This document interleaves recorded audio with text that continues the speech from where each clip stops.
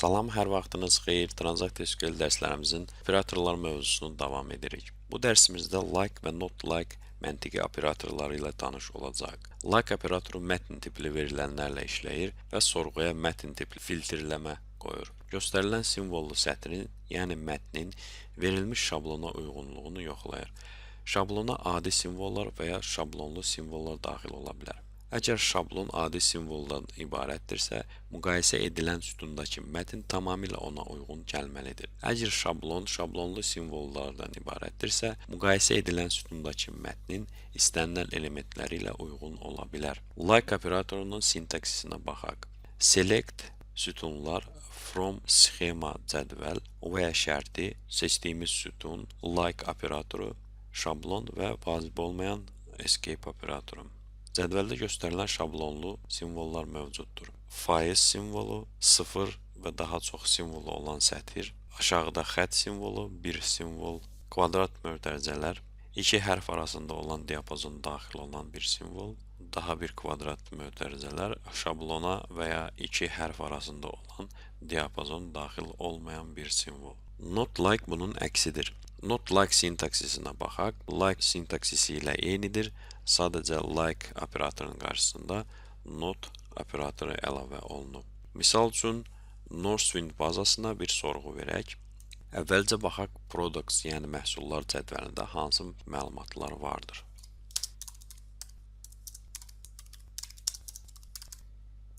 Bizə rəhbərlik tərəfindən belə bir tapşırıq verilir. Northwind bazasından Tofu adlı məhsul barədə bütün məlumatı təqdim edin. Deməli, biz məhsulların adlarının içindən Tofu adlı mətni tapmalıyıq. Yəni, məhsulun adı dəqiq Tofu olmalıdır. Bunun üçün sorğumuza belə bir şərt əlavə etməliyik.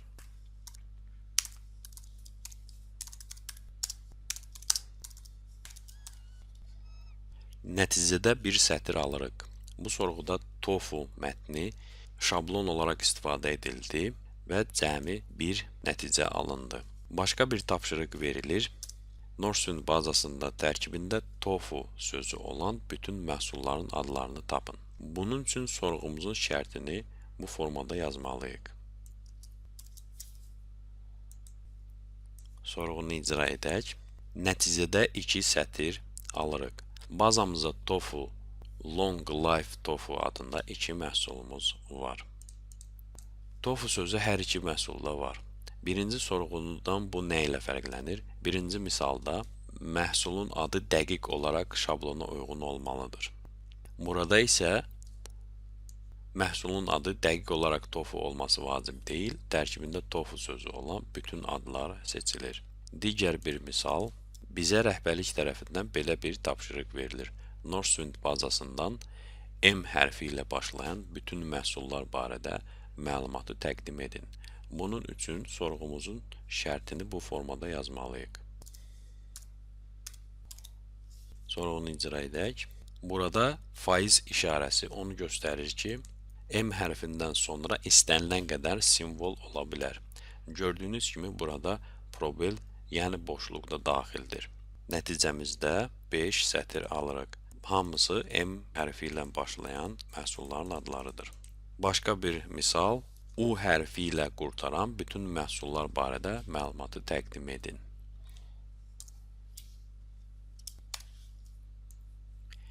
Burada faiz işarəsi onu göstərir ki, U hərfindən qabaq istənilən qədər simvol ola bilər. Gördüyünüz kimi burada probel, yəni boşluqda daxildir. Nəticədə 6 sətir alırıq. Məhsulların adlarının hamısının sonunda U hərfi vardır. Bu operator ən çox istifadə olunan bir misal gətirim. Customers cədvəlindən telefon nömrəsinin şəhər kodu 171 olan bütün klientlər barədə məlumatı tapaq.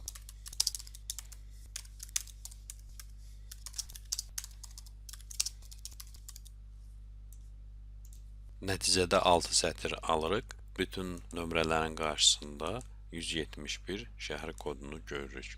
Başqa bir misal. Bu misalda OFU ilə bitən və 4 hərfdən ibarət olan bütün adlar axtarılır. Bizim bazamıza cəmi 1 ədəd 4 hərfi olan və OFU ilə bitən məhsul adı vardır. Daha bir misal. Bu misalda ofu ilə bitən və 4 hərfdən ibarət olan və S hərfi ilə W hərfi arasında olan bütün hərflərlə başlayan adlar axtarılır. Bu diapazona 5 hərf S, T, U, V, W daxildir. Yadınızda saxlayın, məntiqli operatorlarda mətn tipli verilənlər müqayisə ediləndə həmişə ingilis dilinin əlifba sırası istifadə olunur. Yəni A, Z diapazonunda olan bütün hərflər əlifbada olan ardıcıllıqla götürülür. Bizim bazamızda cəmi 1 ədəd 4 hərfi olan və ofu ilə bitən məhsul adı vardır. T hərfi göstərilən diapazon daxildir. Buna görə də nəticədə tofu adını görürük. Bunu biraz dəyişək. S hərfinin yerinə U hərfi əlavə edək. Nəticədə heç nə almırıq. Çünki bazamıza göstərilən diapazona daxil olan U, V, W hərflər başlayan məhsul adı yoxdur. Və T hərfi bu diapazona daxil deyil. Buna görə də tofu adı nəticədə əks olunmur. Misallarımızı davam edək. Məsələn, belə bir sorğu yazaq. Bu şərtdə qarşısında U hərfi olmayan ofu ilə bitən 4 hərfdən ibarət olan adlar axtarılır. Bazamızda olan tofu məhsulu bu şərtə uyğundur. Çünki bunun qarşısında U hərfi yoxdur və ofu ilə bitir. Bunu dəyişək və belə yazaq. Nəticədə heç nə almırıq. Çünki şərtimizdə T hərfi istisna edildi və buna uyğun bazamızda məhsul yoxdur. Daha bir misal, escape operatorunu izah etmək üçün bu dəfə Books Online-da olan misala müraciət edək.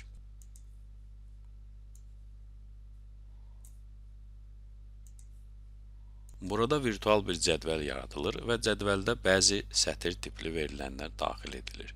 Daha sonra sorğuda like operatoru ilə şərt qoyulur və təqdim olunmuş şablondan nida işarəsi istisna edilir. Escape şablondan bəzi simvollardan istisna edilməsi üçün istifadə olunur. Sorğunu icra edək və gördüyünüz kimi göstərilən şablondan nida işarəsi istisna edildi. Sonda qeyd etmək lazımdır ki, like operatoru tam mətnli axtarış aparmır və bütün sətirləri bir-bir yoxlayır. Buna görə də prosesor resurslarından çox istifadə edir.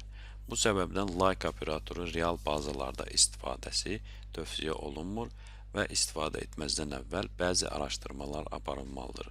Bu barədə növbəti dərslərimizdə danışacağıq. Hələlik bu qədər. Diqqətinizə görə təşəkkür edirəm. Gələn dərsimizdə görüşənədək.